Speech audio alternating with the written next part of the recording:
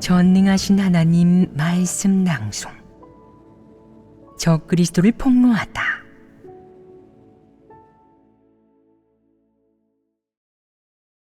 제8조. 그는 사람들이 진리와 하나님이 아닌 오직 그에게 순종하도록 한다. 1.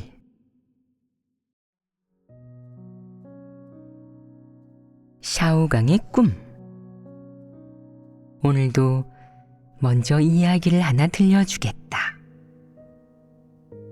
너희는 이야기를 듣는데 관심이 있느냐? 이야기 속에서 무언가를 얻을 수 있느냐? 이야기 속에서는 사건이 등장하고 사건 속에는 진리가 담겨 있다.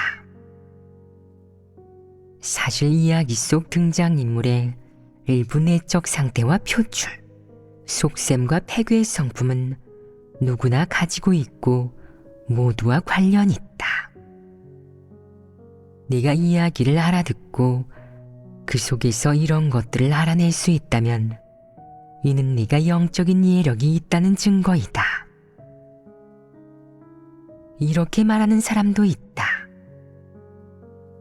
제게 영적인 이해력이 있다고 하셨는데 그럼 저는 진리를 사랑하는 사람이겠네요? 반드시 그런 것은 아니다. 그건 별개의 일이다. 영적인 이해력은 있지만 진리를 사랑하지 않는 사람이 있다. 그는 알아듣는 데서 그칠 뿐 자신을 비춰보거나 진리를 실행하지 않는다. 영적인 이해력도 있고 듣고 나서 자신에게 문제가 있다는 사실을 발견하고 앞으로 어떻게 진입하고 변화할지 궁리하는 사람도 있다. 이러면 성과를 이룬 것이다. 그럼 오늘도 이어서 이야기를 들려주겠다. 이 주제는 다들 듣고 싶어하는 가벼운 주제이다. 요 며칠 나는 어떤 이야기를 들려주어야 많은 사람이 듣고 나서 수확을 얻고 도움을 받을 수 있을지, 또한 특정 방면의 진리에 대해 더 깊은 인상을 받을 수 있을지, 실제와 대조하고 특정 방면의 진리에 진입하거나 특정 방면의 편차를 바로잡음으로써 이득을 볼 수 있을지 깊이 생각해 봤다. 지난번 들려준 이야기에 제목을 붙이는 걸 깜빡했으니 오늘은 제목을 하나 붙여주자. 뭐라고 하는 게 좋겠느냐? 특별한 선물이라고 하는 게 좋겠습니다. 특별한은 빼고 그냥 선물이라고 하자. 특별한이라는 단어가 조금 특이해서 사람들의 관심이 특별한이라는 단어에 집중될 수도 있다. 선물이라는 단어는 다소 불분명한 의미를 지니고 있다. 그럼 오늘은 어떤 이야기를 들려주는 게 좋겠느냐? 오늘 이야기의 제목은 샤오강의 꿈이다. 샤오가 크기가 작다는 뜻이라는 건 다들 알 것이다. 그럼 강은 무슨 뜻이겠느냐? 자리라는 뜻입니다. 그렇다. 제목을 들으면 너희도 어떤 내용인지 알 수 있고 대략적으로 추측할 수 있을 것이다. 이제 이야기를 시작하겠다. 샤오강은 열정과 학구열이 넘치는 꽤 부지런하고 똑똑한 젊은이이다. 그는 학구열이 높아서 요즘 비교적 유행하는 컴퓨터 기술을 좀 익혔다. 그래서 하나님 집에서는 당연히 그를 영상팀에 배정해 본분을 이행하게 했다. 영상팀에 막 왔을 때 샤오강은 아주 기쁘고 자랑스러웠다. 자신이 젊고 어느 정도 기술도 보유하고 있기 때문에 그는 영상 사역을 하는 것이 자신의 강점이자 취미이며 여기에서 본분을 이행하면 자신의 특기를 발휘할 수 있을 뿐 아니라 끊임없이 배우면서 이 방면의 업무도 더 잘하게 될 것이라고 생각했다. 게다가 여기에서 접하는 사람도 대부분 젊은 사람들이었기 때문에 그는 이곳의 환경과 자신의 본분이 아주 마음에 들었다. 그래서 그는 매일 바쁘게 사역하고 열심히 공부했다. 이렇게 샤오강은 매일 일찍 일어나 사역을 시작했고 밤이 깊어서야 휴식을 취할 때도 있었다. 샤오강은 그의 본분을 위해 대가도 많이 지불하고 고생도 꽤 했다. 물론 업무와 관련된 지식도 많이 배웠다. 그는 매일매일이 보람차다고 생각했다. 샤오강은 형제자매와도 자주 교제하고 예배했는데 여기 온 뒤 고향에서 하나님을 믿을 때보다 성장하고 성숙해졌으며 사역을 하나 맡을 수 있게 됐다는 생각에 행복하고 흡족했다. 애초에 컴퓨터 기술을 배울 때부터 자신이 언젠가 컴퓨터 관련 일을 하게 되길 바랐는데 드디어 소원을 성취했으니 그는 이 기회를 몹시 소중히 여겼다. 시간이 한참 흐른 뒤에도 샤오강의 사역과 자리는 그대로였다. 그는 자신의 자리와 책임, 본분을 굳게 지키며 전보다 더 성숙해진 듯 했고 생명진입 방면에서도 어느 정도 성장했다. 예배에서 자주 형제자매와 교제하고 하나님의 말씀을 기도하는 마음으로 읽다 보니 하나님을 믿는 것에 대한 관심도 더욱 깊어졌다. 샤오강의 믿음이 조금씩 깊어졌다고 할 수도 있다. 그러자 그에게는 새로운 꿈도 생겼다. 컴퓨터 관련 사역을 하면서 더 쓸모있는 사람이 될 수 있다면 얼마나 좋을까? 그렇게 하루하루 시간은 흘렀지만 샤오강은 계속 같은 본분을 이행하고 있었다. 그러다 우연한 기회에 그는 영화를 한 편 보게 되었는데 거기에서 깊은 인상을 받게 되었다. 왜 그랬겠느냐? 그 영화에는 샤오강과 나이가 비슷한 젊은이가 등장했는데 샤오강은 그 젊은이가 영화에서 보여준 모습과 연기, 언행이 부러웠고 살짝 질투도 났다. 다 보고 나서 그는 마음속으로 시도 때도 없이 상상했다. 내가 그 젊은 사람이라면 얼마나 좋을까? 난 매일 컴퓨터 앞에 앉아 이런저런 영상을 제작하고 업로드하지만 아무리 바쁘고 지치고 고생해도 결국은 보이지 않는 곳에서 일하는 사람일 뿐이야. 이런 수고를 누가 알아주겠어? 언젠간 나도 영화 속 그 젊은 사람처럼 스크린에 나와 더 많은 사람에게 나를 보여주고 알릴 수 있다면 얼마나 좋을까? 샤오강은 그 영화를, 특히 그 젊은이가 나오는 여러 장면을 반복해서 봤다. 그는 보면 볼수록 부러웠고 마음속으로 배우가 되길 갈망했다. 그렇게 샤오강에게 새로운 꿈이 생겼다. 새로운 꿈은 무엇이겠느냐? 나도 연기를 배워서 언젠가 제대로 된 배우로 스크린에 등장하겠어. 그 젊은 사람처럼 분위기 있게 변해서 더 많은 사람이 나를 부러워하고 동경하게 할 거야. 그 후 샤오강은 자신의 꿈대로 행동하기 시작했다. 여유가 생기면 샤오강은 인터넷에 접속해 연기와 관련된 각종 자료를 찾아봤고 다양한 영화나 드라마도 보면서 공부도 하고 자신도 배우가 될 기회가 있을 거라는 환상에 빠졌다. 또 그렇게 하루하루가 흐르는 동안 샤오강은 계속 자신의 자리를 지키면서 전문적으로 연기를 배웠다. 끊임없이 노력한 끝에 드디어 그도 연기에 어느 정도 내공이 쌓여 모방도 할 줄 알게 됐고 사람들 앞에서 말하고 연기할 때도 전혀 주눅이 들지 않았다. 그가 거듭 요구한 끝에 드디어 기회가 생겼다. 어떤 영화에서 주인공으로 젊은 배우가 필요했는데 감독은 카메라 테스트를 통해 샤오강의 외모와 분위기, 연기 기본기가 나름 합격점을 줄 만하고 그를 조금만 더 가르치면 주인공 역할을 맡기에 충분할 거라고 판단했다. 소식을 들은 샤오강은 크게 기뻐하며 이렇게 생각했다.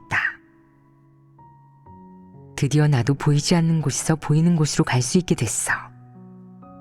내 새로운 꿈이 곧 이루어지겠구나. 그 후 샤오강은 영화 제작팀으로 조정되어 본분을 이행하게 됐다.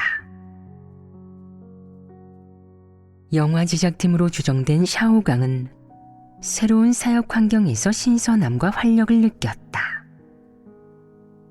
답답하고 단조롭고 제한적이었던 예전과 달리 샤오강은 매일매일 행복했다. 왜냐하면 여기에서 생활하고 사역하면서 매일 접하는 많은 것들이 컴퓨터 사역을 할 때와는 완전히 달랐기 때문이다. 그는 또 다른 사역 영역, 전과는 다른 세상에서 살았다. 그렇게 샤오강은 영상 사역에 투입되어 매일 바쁘게 연기하고 대사를 외우며 감독의 연기 지도와 형제자매의 줄거리 분석에 귀를 기울였다.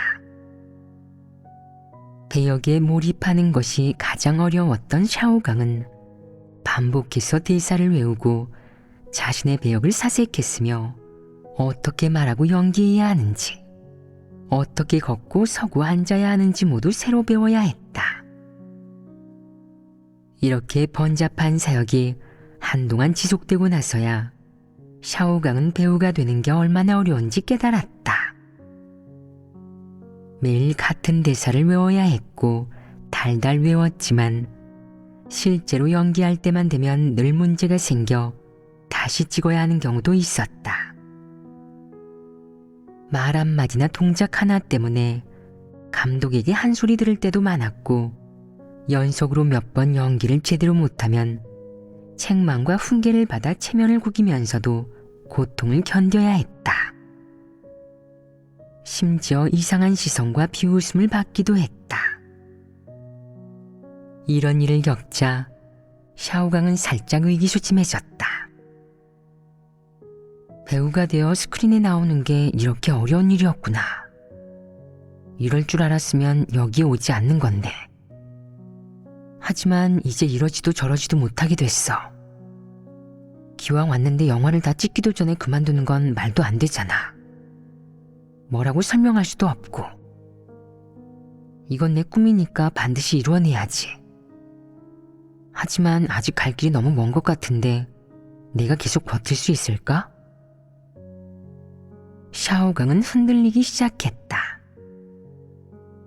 그 후 샤오강은 매일의 사역과 생활에 간신히 대처해 나갔다. 생활은 갈수록 견디기 힘들어졌지만 그는 그렇게 견디며 억지로 앞으로 나아가야 했다. 앞으로 샤오강의 삶 여기저기에 문제가 생길 것을 예상할 수 있다. 그는 자신이 맡은 사역에 마지못해 대처하기 시작했고 감독이 어떻게 하라고 하면 그냥 듣고 넘겼다. 나중에 자신이 할 수 있는 일에는 전력을 다했지만 할 수 없는 일은 진지하게 대하지 않았다. 이때 샤오강은 어떤 상태였겠느냐. 마지못해 소극적이고 수동적으로 하루하루를 보내고 감독과 형제자매의 진지한 지도와 도움을 마음속으로 전혀 받아들이지 못했다.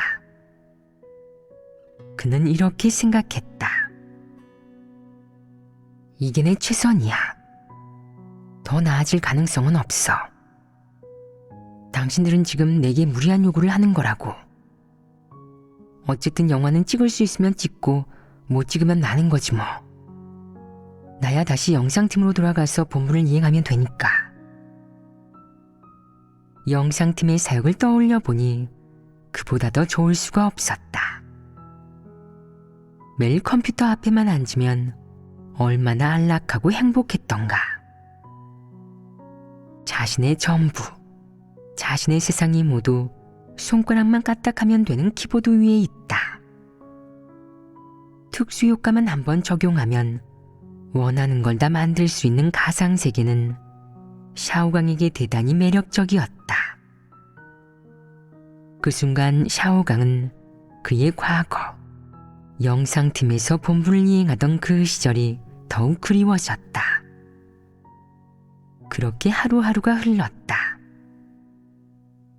그러던 어느 날 밤 샤오강은 잠에 들지 못했다. 왜 잠에 들지 못했겠느냐?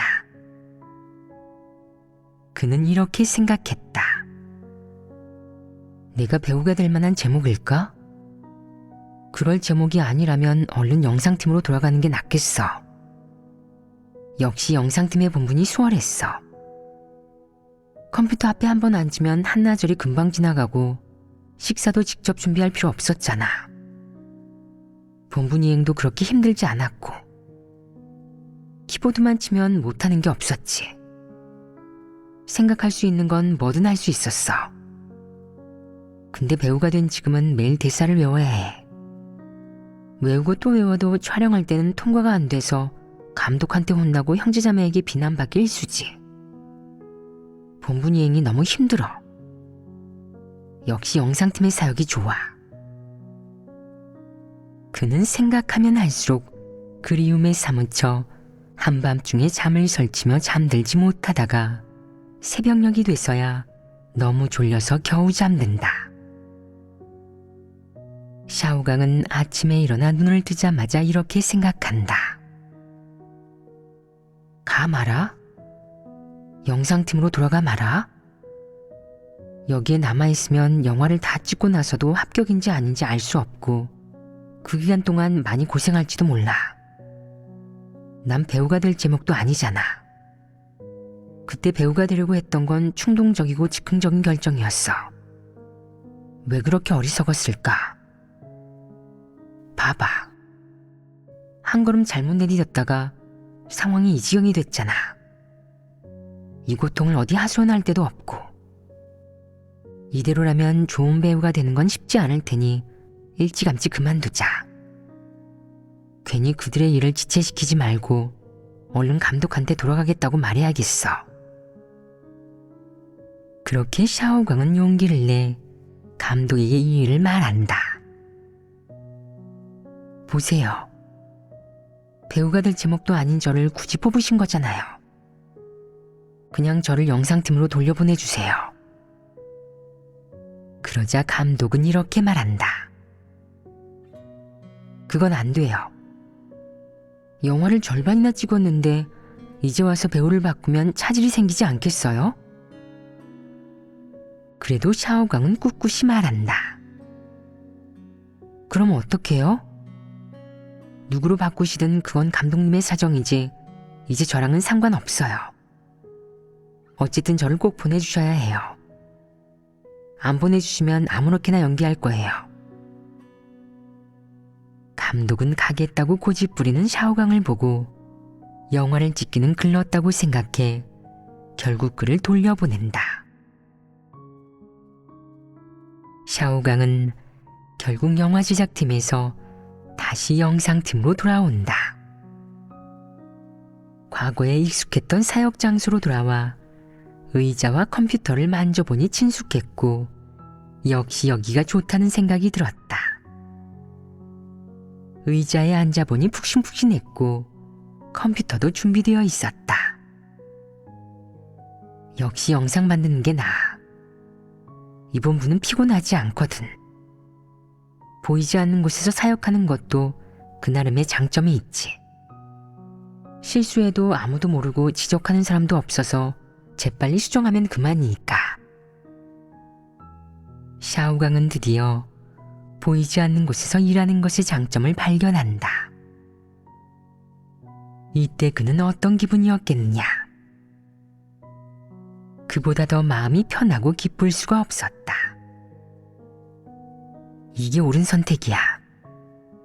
하나님이 내게 이 자리로 돌아올 수 있는 기회를 주시다니 이렇게 영광스러울 수가. 그는 자신이 옳은 선택을 했다며 기뻐한다. 그 후 샤오강은 영상팀에서 매일 순서대로 정해진 일을 한다. 그러는 동안 특별한 일은 일어나지 않았고 샤오강도 그렇게 평범하게 하루하루를 보낸다. 어느 날 영상을 만들던 샤오강은 갑자기 어느 댄스 프로그램에 나오는 젊은이의 출중하고 유머러스하며 분위기 있는 모습을 보고는 이렇게 생각한다. 나이도 비슷한 것 같은데 왜 나는 저 사람처럼 춤을 잘 추지 못할까? 그래서 샤오강은 또 마음이 흔들린다. 어떤 생각이 들었겠느냐? 샤오강은 춤을 배우고 싶다는 생각이 들었다.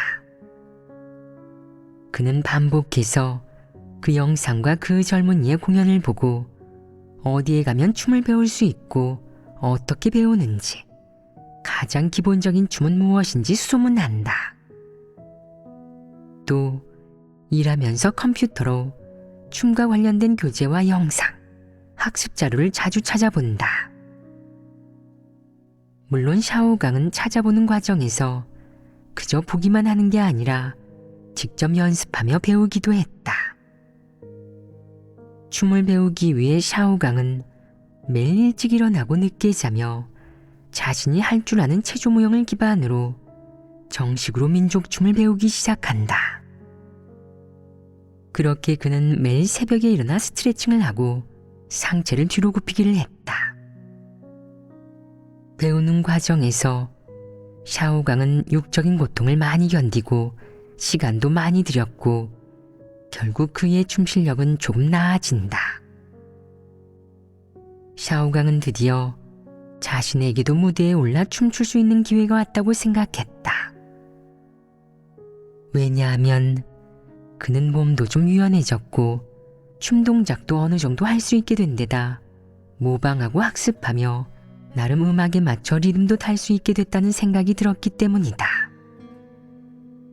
이런 상황에서 샤오강은 교회에 본분 조정을 신청할 때가 됐다고 판단했다. 또다시 거듭된 요구 끝에 샤오강은 드디어 바라던 대로 무용팀의 무용수가 된다. 그 후 샤오강은 다른 무용수들과 마찬가지로 매일매일 일찍 일어나 아침 훈련과 무대 연습을 했다. 정상적으로 그들과 함께 예배하고 교제하며 공연을 분석하고 구상하기도 했다. 매일같이 이런 사역을 하는데 하루가 끝나면 허리가 쑤시고 다리가 아플 정도로 피곤했지만 비가 오나 눈이 오나 하루도 빠짐없이 이러했다. 처음에는 샤오강도 춤에 호기심이 가득했지만 무용수의 삶이나 이런저런 방면을 익히 알게 된 후 샤오강은 무용도 결국 별거 없고 한 가지 동작을 반복하는 것이며 때로는 발목이나 허리를 삐는 등 다칠 위험도 있다는 생각이 들었다. 춤을 계속 추던 그는 이런 생각이 들었다. 에휴, 춤추는 일도 쉽지 않네. 매일 땀범벅이 될 정도로 힘들어. 그렇게 쉬운 일이 아니었어. 영상 사역보다 더 어렵다고. 안 돼. 그래도 포기할 순 없어. 그는 이번에는 쉽게 물러서지 않고 드디어 무용 공연의 리허설까지 견뎠고 공연은 심사를 위해 제출됐다. 심사에 들어가는 날 샤오강은 기분이 어땠겠느냐. 그는 감격에 겨웠고 자신의 노동이 얻을 성과에 기대를 가득 품은 채 점심도 걸렀다. 공을 아주 많이 들이지 않았느냐. 드디어 기다리던 결과가 나왔는데 첫 번째 심사에서 통과하지 못했다. 청천벽력 같은 소식에 기분이 곤두박질 친 샤오강은 의자에 턱 걸터 앉아 이렇게 생각한다. 우리가 그렇게 오랜 시간을 들여 춤을 췄는데 당신이 한마디로 그걸 다 부정해버리신 건가요? 당신이 춤을 아세요? 저희는 원칙대로 춤을 추고 대가도 많이 치렀는데 당신이 그렇게 쉽게 부정해버리시면 다예요? 샤오강은 또 이런 생각을 한다. 결정권은 그들의 손에 있으니 그들이 통과시키지 않으면 다시 수정해야지 뭐. 누구한테 하소연을 하겠어? 어쩔 수 없어. 다시 하자. 무용 공연이 첫 번째 심사를 통과하지 못한 날, 점심도 거른 샤오강은 마지못해 저녁은 몇 숟갈 들었다. 너희 생각에 그가 밤에 잠에 들 수 있었겠느냐? 그는 마음속이 복잡해 또 잠에 들지 못했다. 왜 나는 어디를 가나 되는 일이 없지? 하나님도 나를 축복하지 않으시고, 춤을 2달이나 췄는데 첫 번째 심사를 통과 못했어. 두 번째 심사는 언제 통과할 수 있을지 모르겠네.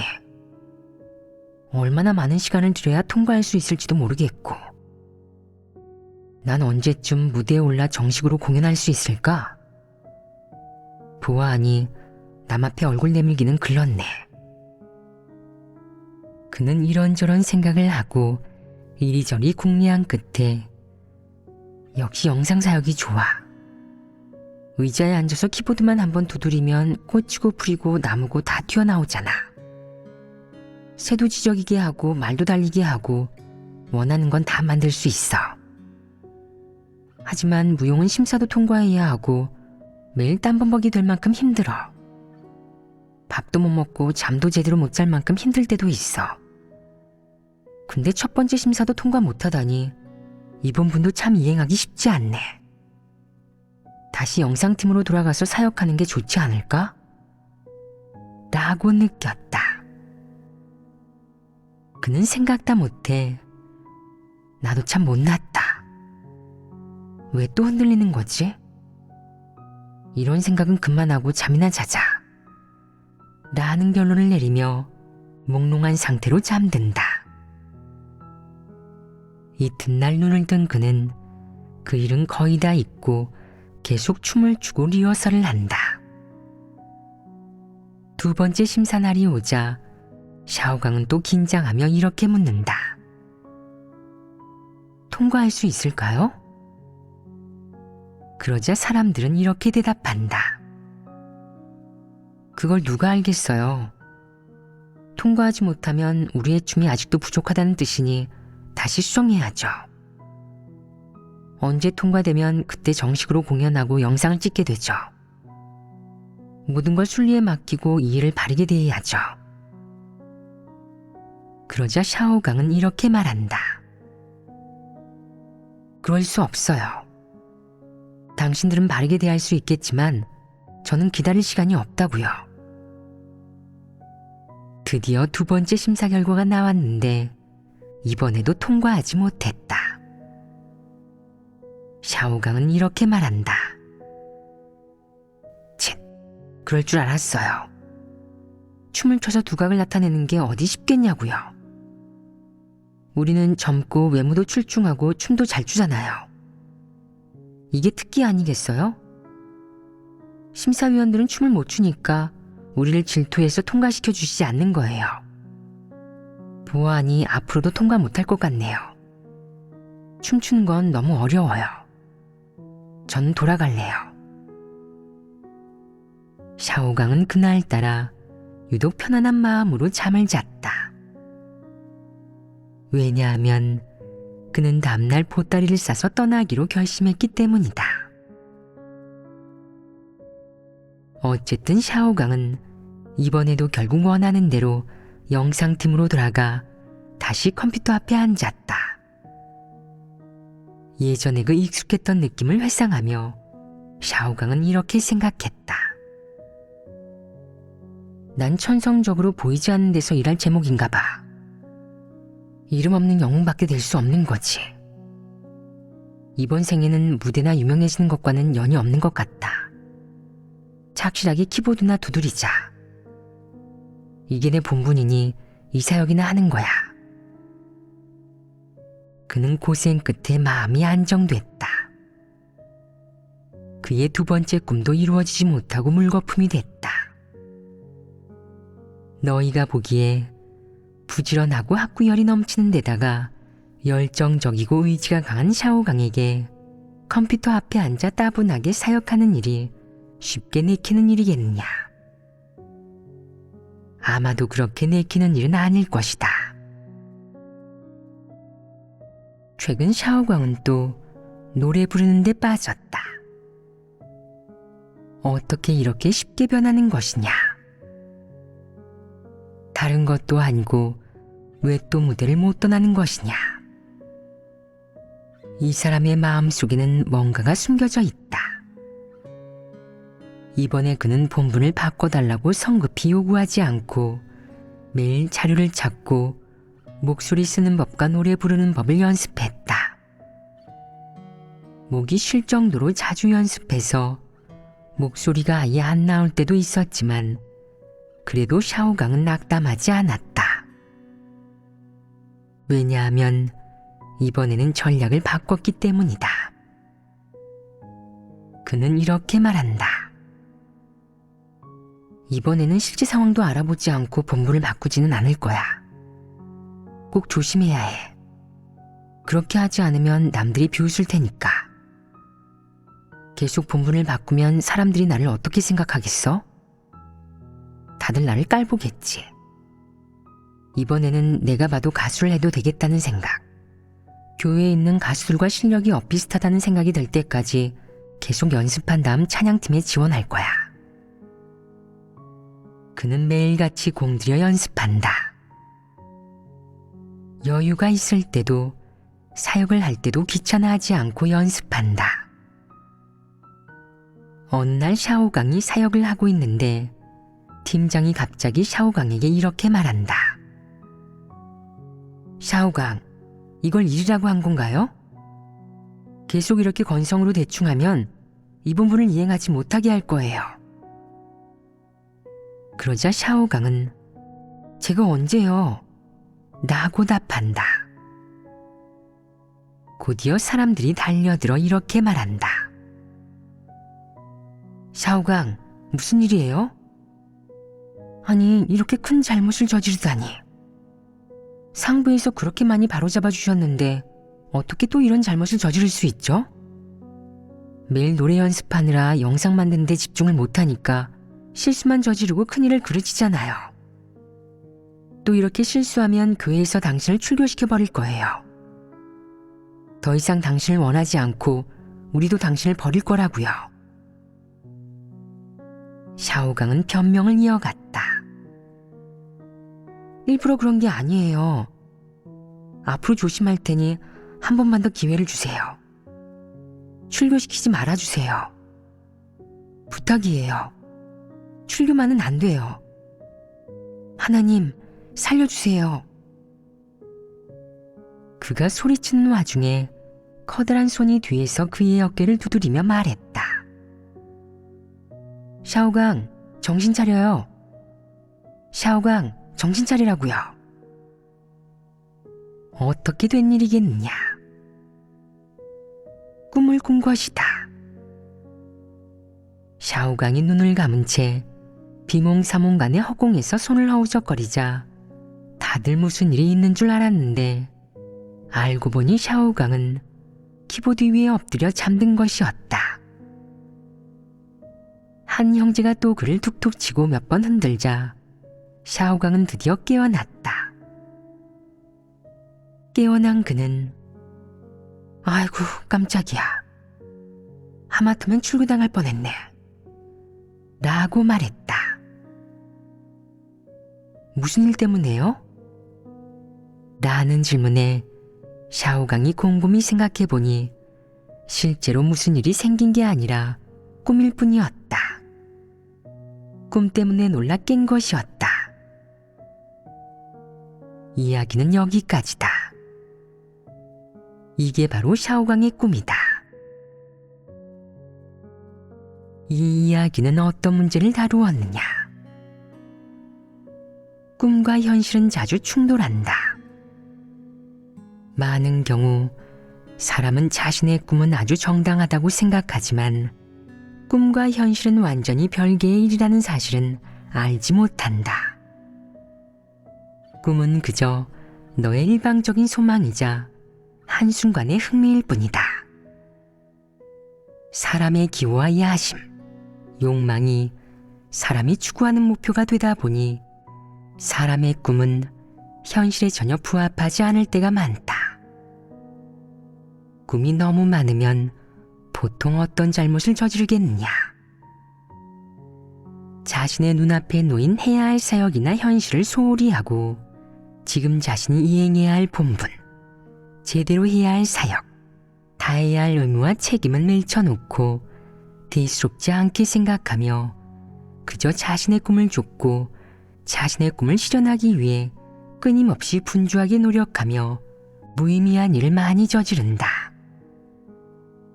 이런 사람은 자신의 본분을 잘 이행하지 못할 뿐 아니라 교회 사역을 그르치고 교란한다. 진리를 깨닫지 못하고 추구하지도 않는 사람이 아주 많은데 그들은 본분 이행을 무엇으로 여기겠느냐? 일종의 일이나 취미, 흥미에 몰입하는 것으로 여길 뿐 하나님이 맡긴 임무나 사명, 자신이 다해야 할 책임으로는 여기지 않으며 더욱이 본분 이행 과정에서 진리나 하나님의 뜻을 깨달아 본분을 잘 이행해 하나님의 부탁을 완수하려고 노력하지도 않는다. 따라서 본분 이행 과정에서 어떤 사람은 조금만 고생해도 싫어하고 도피하려 하고 어려움에 조금 부닥치거나 좌절을 조금 겪으면 중도에 포기하고 또 도피하려 한다. 그는 진리를 구하지 않고 무슨 일만 생기면 등딱지 안으로 숨었다가 별일 없으면 다시 나오는 거북이처럼 그저 도피할 생각만 한다. 이런 사람이 적지 않다. 특히 사역을 하나 책임지라고 하면 어떻게 해야 충성을 다할 수 있을지, 어떻게 그 본분을 잘 이행하고 그 사역을 잘 할 수 있을지 고민하지 않고 어떻게 해야 책임을 전가할 수 있을지, 책망받거나 책임지지 않을지, 문제가 생기거나 실수했을 때 빠져나올 수 있을지만 궁리하는 사람도 있다. 그는 우선적으로 자신의 태도와 자신의 기호나 흥미를 충족시키는 것만 고려하지 어떻게 자신의 본분을 잘 이행하고 충성을 다할지는 고려하지 않는다. 이런 사람이 진리를 얻을 수 있겠느냐? 그는 진리에 공을 들이지 않고 본분을 이행할 때 진리를 실행하지 않는다. 남의 떡이 더 커 보이는 그는 오늘은 이걸, 내일은 또 저걸 하려 하고 누구의 본분이든 다 자신의 본분보다는 좋고 수월하다고 생각한다. 하지만 그는 진리에 공을 들이지 않고 자신의 이런 생각에 어떤 문제가 있는지도 고민하지 않으며 진리를 구해 문제를 해결하지도 않는다. 마음속으로 늘 자신의 꿈이 언제 이루어질지, 누가 남의 주목을 받는지, 누가 상부의 눈에 드는지, 누가 사역할 때 책망도 받지 않고 진급하는지만 신경 쓴다. 그의 마음속에는 이런 것들만 가득하다. 너희가 보기에 늘 이런 일들만 생각하는 사람이 본분 이행에 합격할 수 있겠느냐? 영영 그럴 수 없다. 그럼 이렇게 본분을 이행하는 사람은 어떤 부류에 속하겠느냐? 진리를 추구하는 사람이겠느냐? 우선 한 가지는 분명하다. 이런 사람은 진리를 추구하지 않는다. 그는 하나님 집에서도 사회에서 살 때처럼 복을 누리고 유명해지고 체면을 세우는 것만 추구한다. 이런 사람은 본질을 놓고 보면 어떤 부류에 속하겠느냐? 바로 불신파이다.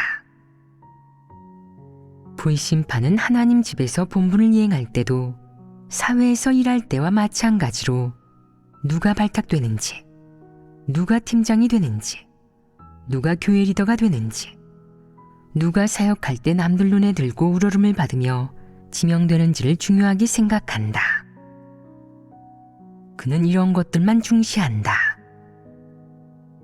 회사에서 누가 승진하는지, 누가 월급이 오르는지, 누가 상사의 눈에 드는지, 누가 상사와 친하게 지내는지 신경 쓰는 것처럼 말이다. 하나님 집에서도 이런 것들을 추구하고 하루 종일 이런 것들만 신경 쓴다면 이는 이방인과 다름없는 것 아니겠느냐. 본질적으로 이방인이며 전형적인 불신파이다. 어떤 본분을 이행하든 그는 힘만 쓰고 대충 이행하며 아무리 설교를 들어도 진리를 받아들이지도 실행하지도 않는다. 오랫동안 하나님을 믿었어도 조금의 변화도 없고 본분을 몇 년 이행하든 자신의 충성을 다하지도 못한다. 그는 하나님에 대한 진실한 믿음도 충성심도 없는 불신파이다. 어떤 사람은 본분을 이행할 때 책임지는 것을 두려워한다. 교회에서 그에게 사역을 하나 맡기면 그는 우선 그 사역을 할 때 책임을 져야 하는지 따져보고 책임을 져야 한다면 받아들이지 않는다. 그가 본분을 이행하는 조건은 첫째, 한가해야 하고 둘째, 바쁘거나 피곤하지 않아야 하며 셋째, 무엇을 하든 책임지지 않아야 한다. 그는 이런 본분만 받아들인다. 이는 어떤 사람이겠느냐? 약삭 빠르고 간사한 사람이 아니겠느냐? 책임은 조금도 지려하지 않고 떨어지는 나뭇잎에도 머리가 깨질까 두려워하는 이런 사람이 무슨 본분을 이행할 수 있겠느냐? 하나님 집에서 무슨 역할을 수행할 수 있겠느냐? 하나님 집의 사역은 모두 사탄과 싸우는 일, 하나님 나라의 복음 확장과 관련 있는데 책임이 따르지 않는 본분이 어디 있겠느냐? 너희가 보기에 리더를 맡으면 책임이 없겠느냐? 그의 책임이 더 크지 않겠느냐? 그는 더 많은 책임을 짊어져야 하지 않겠느냐? 사실 복음을 전파하고 증거하거나 영상을 만드는 등 어떤 사역을 하든 진리 원칙과 관련된 일이라면 다 책임이 있다. 본분 이행의 원칙이 없다면 하나님 집 사역에 영향을 끼칠 것이고 책임지는 걸 두려워한다면 아무 본분도 이행하지 못한다. 본분을 이행할 때 책임지는 것을 두려워하는 사람은 과연 간이 작은 것일까? 아니면 성품에 문제가 있는 것일까? 이 일에 대해 분별할 줄 알아야 한다. 사실 이것은 간이 작은 문제가 아니다. 자기를 위해 돈을 벌거나 자신에게 유리한 일을 할 때 그는 어찌 그렇게 간이 크단 말이냐? 그 어떤 위험도 감수할 수 있다. 하지만 교회나 하나님 집을 위해 일할 때는 눈꼽만큼도 위험을 감수하지 않으려 한다. 이런 사람은 이기적이고 비열하다. 가장 강교한 사람이다.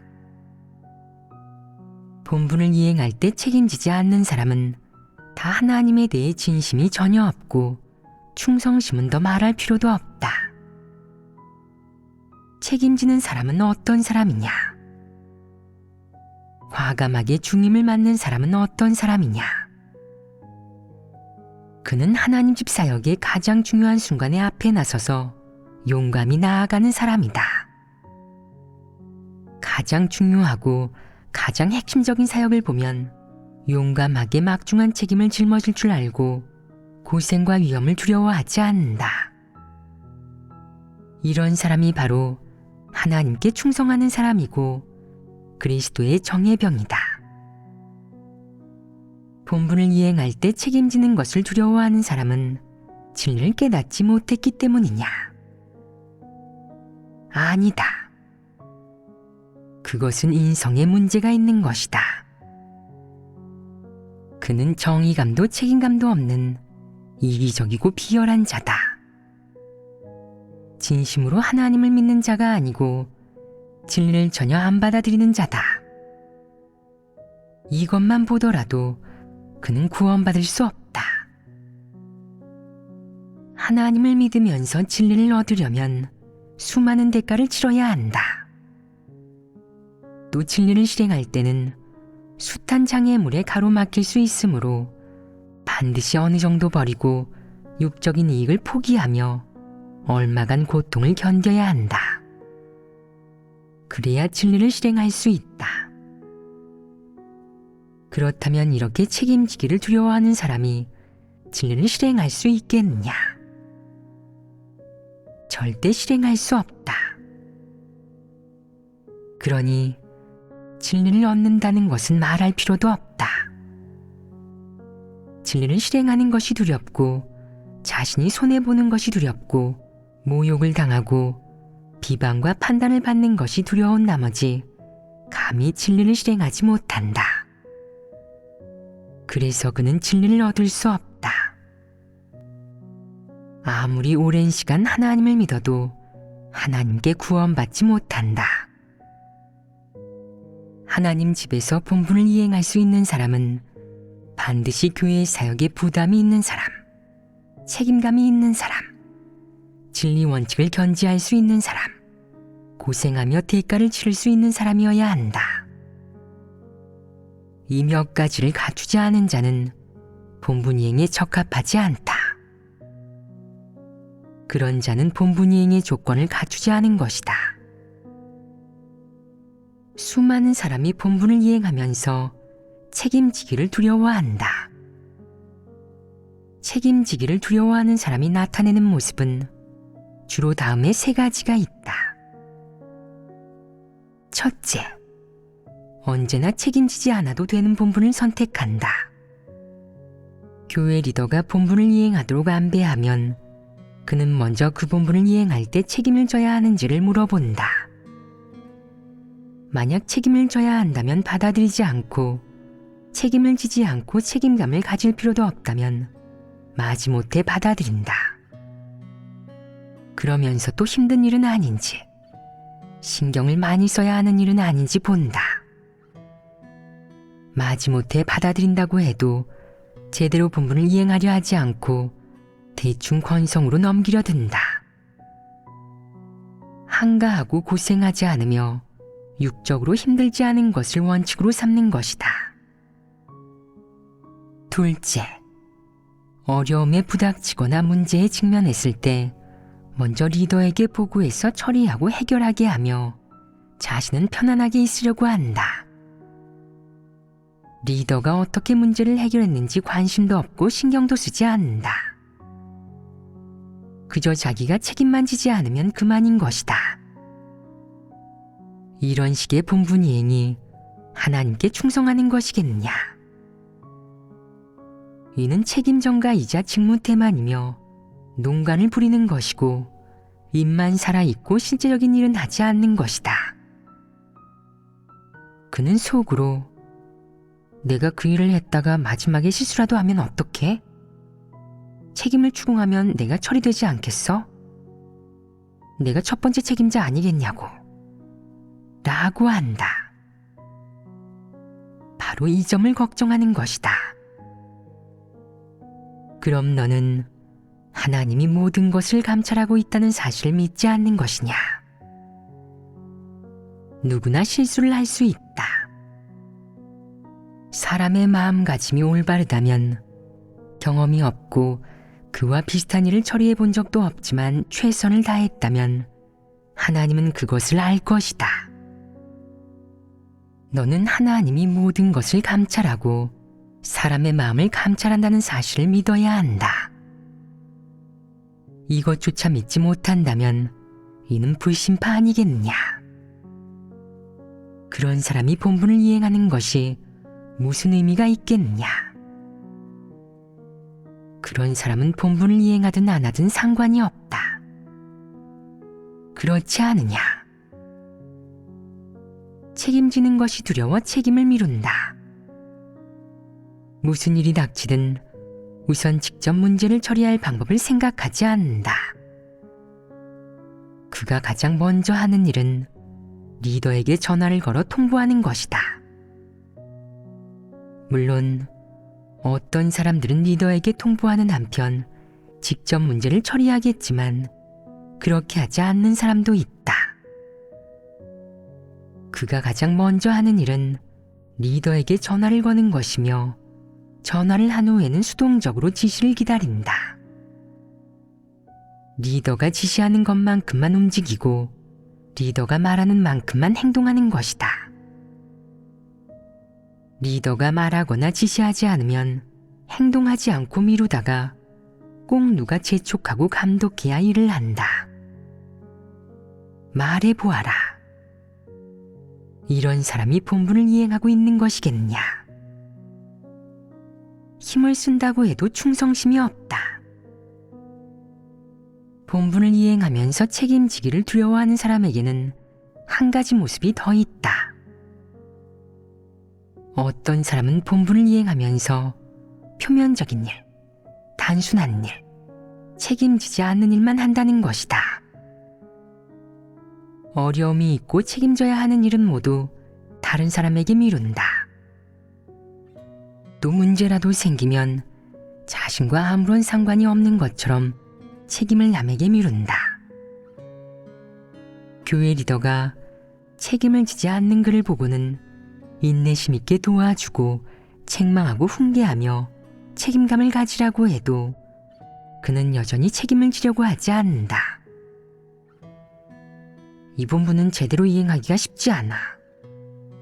문제라도 생기면 책임을 져야겠지. 여차하면 제명되거나 도태될 수도 있어. 그럼 끝이야. 라고 생각하는 것이다.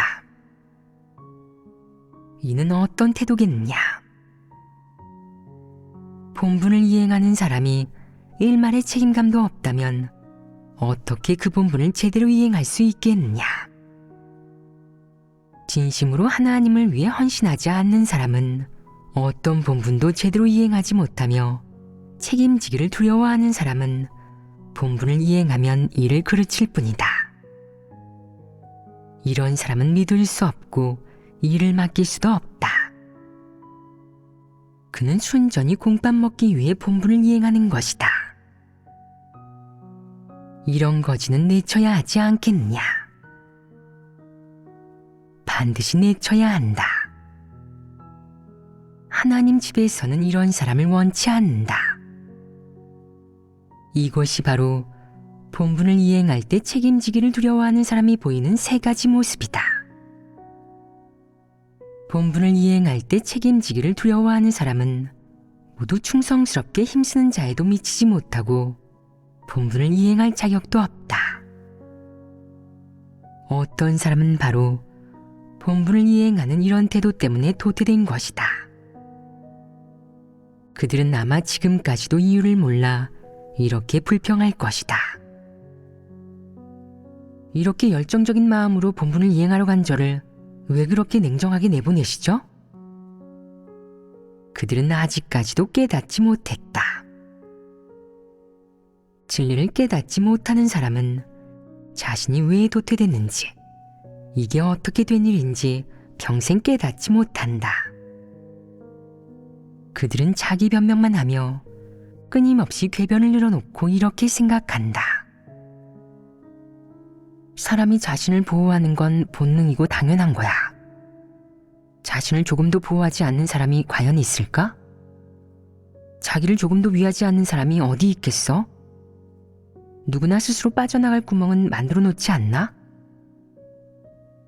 일이 닥치면 늘 스스로를 지키고 여지를 남기거나 자신을 위해 빠져나갈 구멍을 만들어 두는데 이것이 진리 실행이겠냐? 이는 진리 실행이 아니라 농간을 부리는 것이다. 지금 너는 하나님 집에서 본분을 이행하고 있다. 본분 이행의 첫 번째 원칙은 무엇이냐? 바로 마음을 다하고 온 힘을 다해 하나님 집의 이익을 지키는 것이다.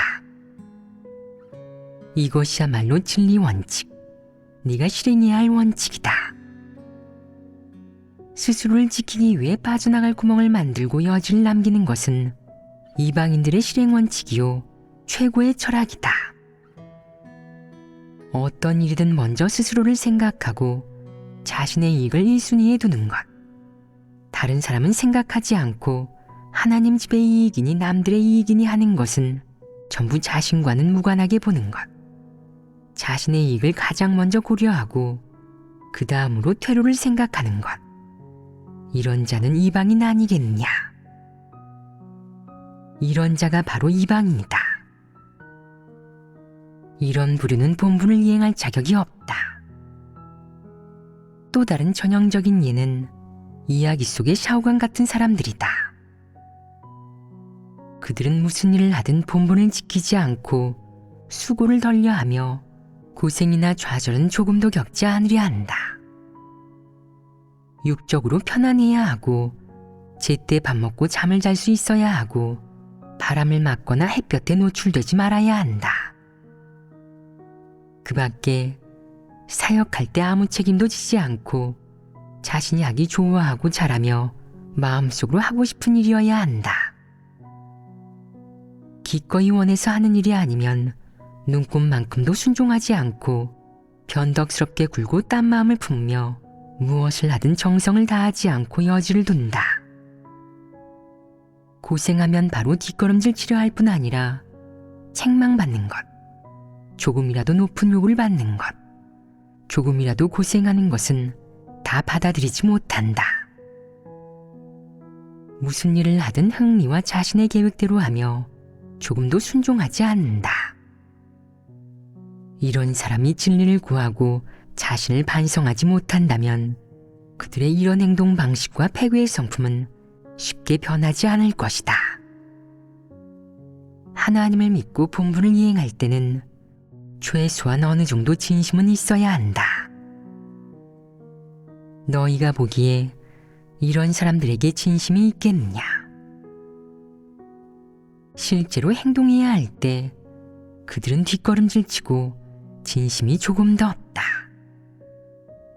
이러면 아주 골치 아프고 다루기 어렵다.